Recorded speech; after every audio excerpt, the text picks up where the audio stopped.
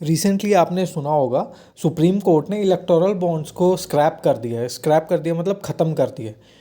और एसबीआई को भी बहुत डांट लगाई है कि आप हमारे साथ इलेक्टोरल बॉन्ड्स की लिस्ट जो है वो उसका डाटा शेयर क्यों नहीं कर रहे हो। और ऑपोजिशन कॉन्टिन्यूसली ये बोल रही है कि ये बहुत बड़ा स्कैम है जो बीजेपी ने किया है। तो क्या ये एक्चुअल में स्कैम है? और एससी ने बिल्कुल इलेक्शन से पहले ही क्यों इनको स्क्रैप किया, क्या कारण हो सकता है, ये सारा कुछ आज हम इस वीडियो में देखते हैं। सबसे पहले तो हम जानते हैं कि इलेक्टोरल बॉन्ड्स होते क्या हैं। इलेक्टोरल बॉन्ड्स, कोई भी एक पार्टी है, कोई भी एक पॉलिटिकल पार्टी है, वो हर 5 साल के बाद इलेक्शंस में उतरती है। तो उसे खर्चा करने के लिए कुछ ना कुछ फंडिंग तो चाहिए ही होती है। तो बेसिकली वो लोगों से डोनेशंस मांगते हैं, लोगों से, कॉरपोरेट से, आपसे, मुझसे, कॉरपोरेट से वो डोनेशंस मांगते हैं। तो इलेक्टोरल बॉन्ड्स एक डोनेशन की ही फॉर्म है, एक डोनेशन ही है जिसमें लोग, आपके मेरे जैसे लोग और कॉरपोरेट्स जो होते हैं, इसमें डोनेट कर सकते हैं।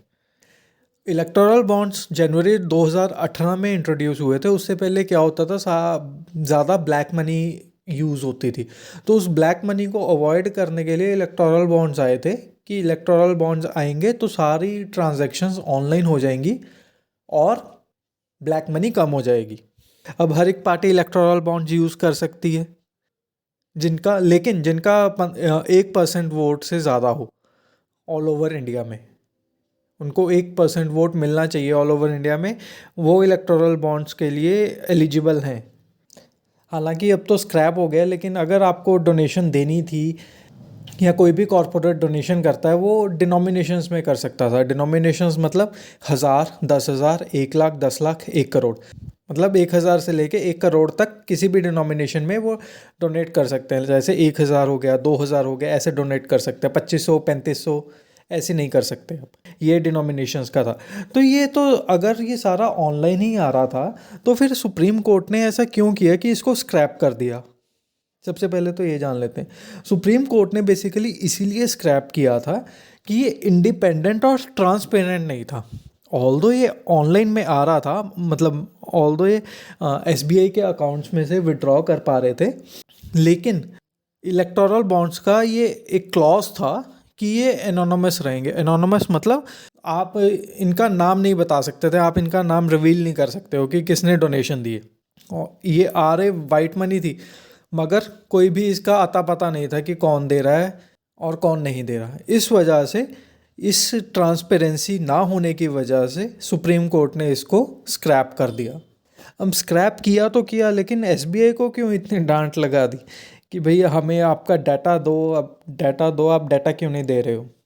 बेसिकली जो इलेक्टोरल बॉन्ड्स होते हैं, कोई भी डोनर हो, आप जैसे आपने या मैंने ही डोनेशन की, 1000 रुपया मैंने डोनेट किया, तो विद इन, जिस भी पॉलिटिकल पार्टी को किया, उनका ये होता है कि विद इन 15 डेज उनको ये इलेक्टोरल बॉन्ड रिट्रीव करना होता है, यूज़ करना होता है। अगर वो विद इन 15 दिन में, जैसे आज मान लीजिए 17 मार्च है, 17 मार्च से लेके 2 अप्रैल या 3 अप्रैल, जब तक भी ड्यू डेट है तब तक ये यूटिलाइज़ नहीं करा, तो ये वाला फंड डायरेक्टली चले जाएगा प्रधानमंत्री रिलीफ फंड में। तो ये इलेक्टोरल बॉन्ड्स को वो यूज़ नहीं कर पाएगी कोई भी पॉलिटिकल पार्टी। तो सुप्रीम कोर्ट ने एसबीआई को क्यों बोला? सुप्रीम कोर्ट ने एसबीआई को इसीलिए बोला कि भाई देखो, ये ट्रांसपेरेंट एंटिटी नहीं है, ये ट्रांसपेरेंसी से नहीं चल रहा है, हमें कोई भी इलेक्शन है वो ट्रांसपेरेंसी से ही कराने हैं, इसलिए आप हमें इसका डाटा दो, सारा डाटा दो इलेक्शन कमीशन को, और उसमें सारे नाम्स रिवील करो कि किस किस ने कितने अमाउंट का पैसा दिया है, कब दिया है, सारी डेट्स उन्हें दो। इलेक्टोरल बॉन्ड्स जब से स्टार्ट हुए, यानी कि जनवरी 2018 से लेके जनवरी 2024 तक जितनी भी ट्रांजैक्शंस हुई हैं, उनका सारा डाटा हमें चाहिए। तो इसमें पहले तो एसबीआई ना नुकर करता रहा कि आज देते हैं, कल देते हैं, हम अभी दे नहीं सकते हैं, हमारा मे बी लंच टाइम है जी, हमें तंग ना करो। तो सुप्रीम कोर्ट ने एसबीआई को अच्छा झाड़ा कि आप ऐसा नहीं कर सकते, हमें डाटा चाहिए बिफोर इलेक्शंस। तो अगले ही दिन वो बोल रहे हैं कि हाँ, विद इन हम 2 डेज ये सारा डाटा इलेक्शन कमीशन को सबमिट कर देंगे, और उन्होंने कर भी दिया। और इलेक्शन कमीशन ने सारा ही डाटा ऑनलाइन अपने पोर्टल पे चढ़ा दिया, जिसका मैं लिंक डिस्क्रिप्शन में शेयर भी करा, आप चेक कर सकते हो कि किस किस ने कितनी डोनेशंस की हैं। चलो, अब सारा डाटा रिवील हो गया है, तो अभी क्यों जो अपोजिशन है वो ये क्यों बोल रही है कि भैया ये स्कैम हुआ है, ये बहुत बड़ा बीजेपी ने स्कैम करा है इलेक्टोरल बॉन्ड्स के रूप में, ऐसा क्यों बोला जा रहा है?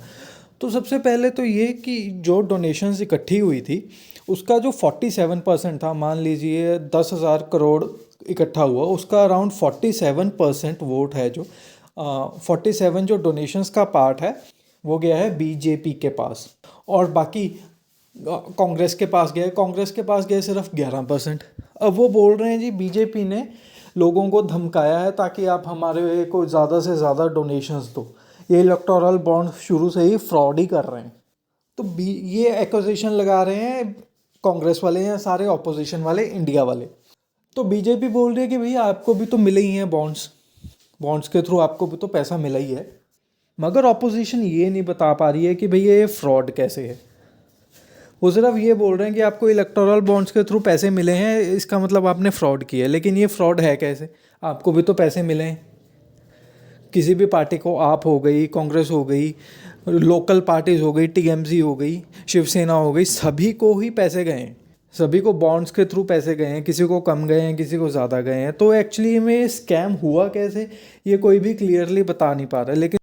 लेकिन ऑपोजिशन जो है इसका बहुत बड़ा इशू बना रही है कि भैया आपने तो एक्सटॉर्शन किया है, आपने तो जी कंपनीज को लूटा है, आपने उनको फोर्स करा है कि वो आपको डोनेशंस दें।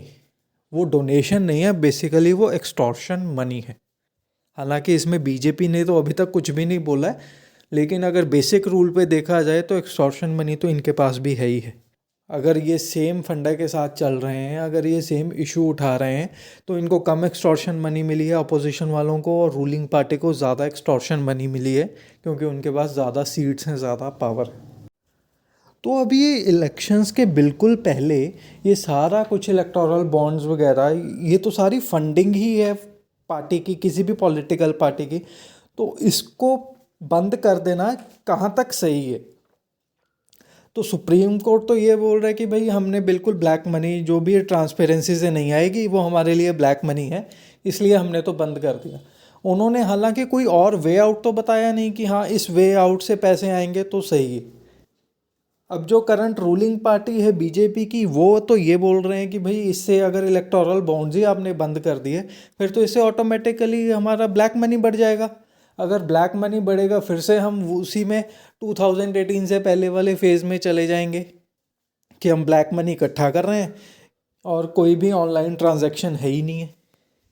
तो बात यहीं पे कंक्लूड होती है कि इलेक्टोरल बॉन्ड्स को बंद करके और नया तरीका ना सोच के सुप्रीम कोर्ट ने भी बीच में ही इनको छोड़ दिया है कि आप भाई देख लो हमने तो बंद कर दिया है। रादर उनको एक नया वे आउट सुझाना चाहिए था कि आप इस तरीके से पार्टी में डोनेशंस ले सकते हो या फंडिंग ले सकते हो। और क्या ऑपोजिशन इसको अच्छे से यूज़ कर पाएगी अपने इलेक्शन कैंपेनिंग में कि बीजेपी एक्सटॉर्शन करती है और ज़्यादा सीट्स जीत पाएगी ताकि बीजेपी को इम्पैक्ट हो? ये तो टाइम ही बताएगा। Thank you so much.